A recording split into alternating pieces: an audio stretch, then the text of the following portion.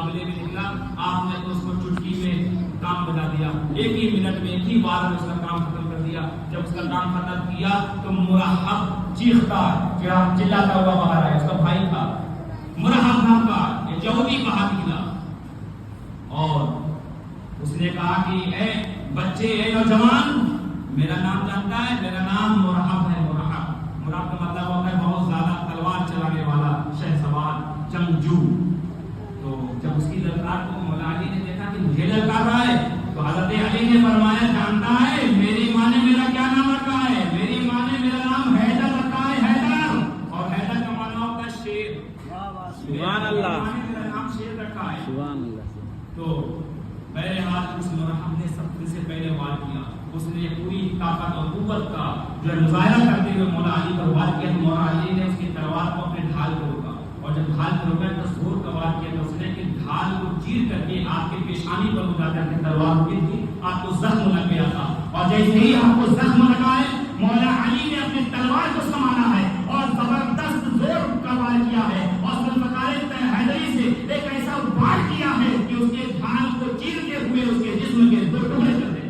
سبحان اللہ۔ جیسے اس کے جسم کے دو ٹکڑے ہوئے تو مولا علی نے نعرہ تکبیر بلند کیا، اللہ کے نبی صلی اللہ علیہ وسلم نے اس نعرہ تکبیر کو سنا بھی اور دیکھا کہ مرحب زمین پر تڑپ رہا ہے، خاک و خون میں وہ تڑپتا ہوا نظر آ رہا ہے۔ اور اس کے بعد روایتوں میں آتا ہے کہ مولا علی شیر خدا نے خیبر کے قلعے کے دروازے کی طرف ہاتھ بڑھایا ہے اس کو کھانے کے لیے، جیسے ہی خیبر کے قلعے کے دروازے پر آپ نے ہاتھ لگایا ہے تو پورا خیبر کانپنے لگا، تھرتھرانے لگا۔ آپ نے ایک ہی جھٹکا مارا کہ وہ دروازہ باہر آ جاتا ہے۔ روایتوں میں آتا ہے کہ اس دروازے کو، ایک روایت میں ہے کہ اسی دروازے کو آپ نے اپنے پیٹھ پر اٹھا لیا تھا، اسی دروازے پر چڑھ کر کے مسلمانوں نے اس قلعے کو فتح کیا تھا۔ اور ایک روایت میں آیا کہ آپ نے جب خیبر کے قلعے کے دروازے کو اپنے ایک ہاتھ سے اکھاڑا اور اسی اکھاڑے ہوئے دروازے کو ڈھال کے طور پر استعمال کر رہے تھے، جنگ چل رہی تھی، دشمنوں کے وار کو اسی دروازے پہ روک رہے تھے، یہاں تک کہ اللہ تعالیٰ آپ کے ہاتھ میں فتح مسلم عطا فرماتا ہے، فتح کامیابی عطا فرماتا ہے۔ پھر آپ نے اس دروازے کو اٹھا کر کے دور پھینک دیا، اور جب دور پھینکا تو روایتوں میں آتا ہے کہ 70 آدمی مل کر کے اس کو ایک جگہ سے دوسری جگہ دھسا دے سکے۔ سبحان اللہ۔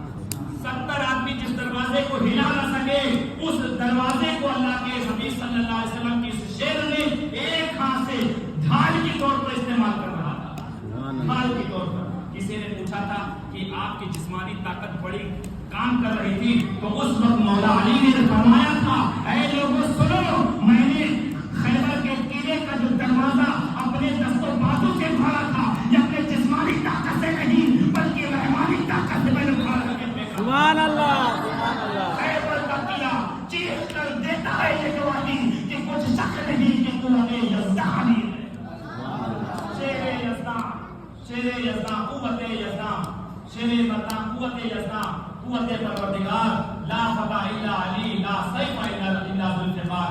مولا علی شیر خدا نے فرمایا کہ میں نے خیبر کے قلعے کا دروازہ جو اکھاڑ کر کے پھینکا تھا، یہ جسمانی طاقت سے نہیں، ایمانی طاقت سے۔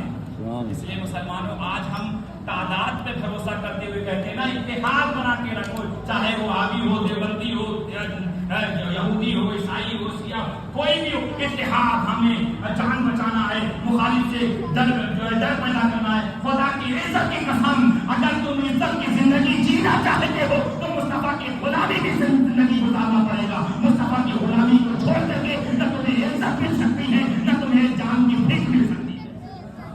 اپنی عزت کی بھیک چاہتے ہو، اپنی جان کی بھیک چاہتے ہو، اور عزت و شان کی زندگی چاہتے ہو، تو مصطفیٰ کی غلامی میں تمہیں عزت کی زندگی ملے گی، اور مصطفیٰ کی غلامی کی چھوڑ کر کے تمہیں کہیں بھی عزت نہیں بلکہ ذلت ہی ذلت ملتی جائے گی۔ اس لیے عزیزان ملت اسلامیہ، آج کے اس پروگرام میں میں یہ نصیحت کر کے اپنی گفتگو کو ختم کرنا چاہتا ہوں کہ ہمیں مولا علی کی زندگی سے ہمیں سبق حاصل کرنا چاہیے اور نصیحت حاصل کرنا چاہیے کہ ہم بھی نبی کی محبت میں زندگی گزاریں اور ایمانی قوت پیدا کریں، اور اسی ایمانی قوت پر بھروسہ کریں، اللہ کی طاقت پر بھروسہ کریں، اللہ کی دی ہوئی طاقت پر بھروسہ کر کے ہم اپنے ایمانی جذبات کا اظہار بھی کریں، تب اللہ تعالیٰ نصرت اور کامیابی عطا فرماتا ہے۔ اللہ کی بارگاہ میں دعا ہے کہ ہم سب کو دین و دنیا میں کامیابی کامرانی عطا فرمائے، مولا علی کی خیرات عطا فرمائے.